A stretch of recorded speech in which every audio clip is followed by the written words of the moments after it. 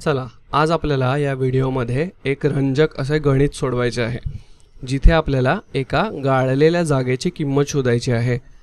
आणि गणितात आपल्याला एक छान छोटीशी हिंट दिली आहे, ती म्हणजे गाळलेली जागा शोधण्यासाठी संख्या रेषेचा वापर करा. तर बघूया की आपल्याला दिले आहे 4 अधिक चौकट म्हणजे डॅश जागा बरोबर ऋण 6. म्हणजेच 4 मध्ये अशी कोणती संख्या मिळवली जेणेकरून उत्तर ऋण 6 येईल. तर आपण हे सोबत सोडवण्यापूर्वी तुम्ही हा व्हिडिओ थोडा वेळ थांबवा, पॉज करा आणि स्वतः प्रयत्न करून बघा. चला, छान. तर मला असं वाटतं की तुम्ही प्रयत्न केला असेल. आता मी पुढे सुरू करतो. तर आपल्याकडे संख्या रेषेवरील 4 या धन अंकापासून आपण सुरुवात करायची आहे. आणि हे समजून घेण्यासाठी 2 ते 3 मार्ग आहेत. पहिला मार्ग म्हणजे संख्या रेषेवर 4 कुठे आहे हे आपल्याला शोधायचे.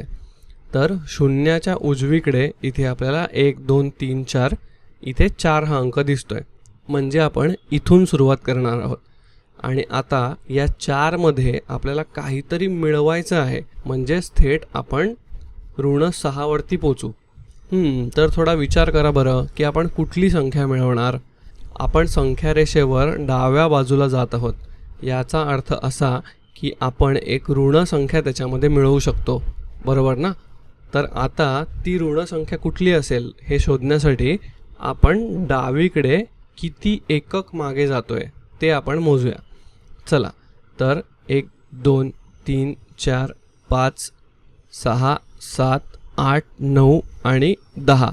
आपण डावीकडे बरोबर 10 एकक गेलो. आणि मग डावीकडे 10 एकक जाण्यासाठी आपल्याला कोणती संख्या मिळवावी लागेल हे तुम्हाला समजलं असेल. अगदी बरोबर, आपल्याला ऋण 10 मिळवावे लागतील. म्हणून या चौकटीमध्ये उत्तर येईल ऋण 10. आता हीच प्रक्रिया समजून घेण्याचा आणखी एक सोपा मार्ग म्हणजे तुम्ही शून्याच्या उजवीकडे 4 वर आहात आणि शून्यापर्यंत परत यायला आधी तुम्हाला 4 एकक मागे यायला लागतं. आणि तेथून ऋण 6 पर्यंत जाण्यासाठी आणखी 6 एकक डावीकडे जावं लागतं. म्हणजे एकूण अंतर किती झालं? 4 अधिक 6 बरोबर 10 एकक. आणि आपण डावीकडे गेलो आहोत म्हणून उत्तर काय येईल? तर उत्तर येईल ऋण 10. चला, आपण आणखी एक उदाहरण बघूया. तर तुम्ही इथे विचार करा की हे उदाहरण आपण कसं सोडवू शकतो. आपल्याला इथे दिलं आहे की ऋण 3 बरोबर डॅश अधिक 5. आधी आपण संख्या रेषेवर ऋण 3 कुठे आहे ते बघूया. आणि आपला ऋण 3 इकडे आहे. इथे हे समजून घेणं गरजेचं आहे की कोणत्या तरी संख्येमध्ये 5 मिळवले की उत्तर ऋण 3 येणं गरजेचं आहे. आणि आपण कुठून तरी सुरुवात करून संख्येवर उजव्या बाजूला 5 एकक पुढे जाणार आहोत. आणि मग शेवटी ऋण 3 वर पोचणार आहोत. तर मग आपण उजवीकडे 5 एकक पुढे जाऊन जर ऋण 3 वर थांबत असू तर आपण सुरुवात कुठून केली असेल? हे शोधण्यासाठी आपण ऋण 3 पासून 5 एकक डावीकडे म्हणजे मागे जाऊया. म्हणजेच 1 2 3 4 आणि 5 आपण या बिंदूवर येऊन पोचलो. जर आपण या बिंदूपासून सुरुवात करून उजवीकडे 5 एकक गेलो तर आपण बरोबर ऋण 3 वर पोचू. म्हणजे संख्या रेषेवरील हा बिंदू कुठला आहे? चला बघूया. हा आहे ऋण 5, ऋण 6, ऋण 7, ऋण 8. म्हणजेच ऋण 8 अधिक 5 हे जर आपण केलं तर आपल्याला उत्तर ऋण 3 इतकं मिळतं आहे, बरोबर.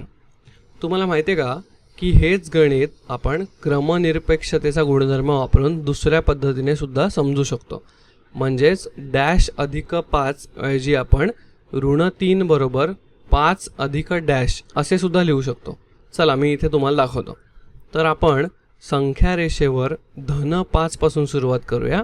आणि या 5 मध्ये आपल्याला काय मिळवावे लागेल जेणेकरून उत्तर ऋण 3 येईल हे शोधूया. तर 5 वरून ऋण 3 कडे जाण्यासाठी आपल्याला डावीकडे जायचं आहे. आणि शून्यापर्यंत यायला आपल्याला 5 एकक हे लागत आहेत. आणि तेथून पुढे जाण्यासाठी म्हणजेच ऋण 3 पर्यंत जाण्यासाठी 3 एकक लागत आहेत. म्हणजे आपल्याला एकूण 8 एकक डावीकडे जायला लागत आहे. आणि डावीकडे आपण गेलो म्हणून आपण ऋण 8 त्याच्यात मिळवत आहोत. बरोबर का नाही? म्हणजे आपल्याला यावेळीसुद्धा तेच उत्तर मिळालं आणि ही सोपी प्रक्रियासुद्धा मिळाली. तर दोन्ही पद्धतीने सुद्धा आपल्याला अचूक उत्तर मिळालेलं आहे आणि अशा प्रकारे आपण हे गणित सोडवलेलं आहे.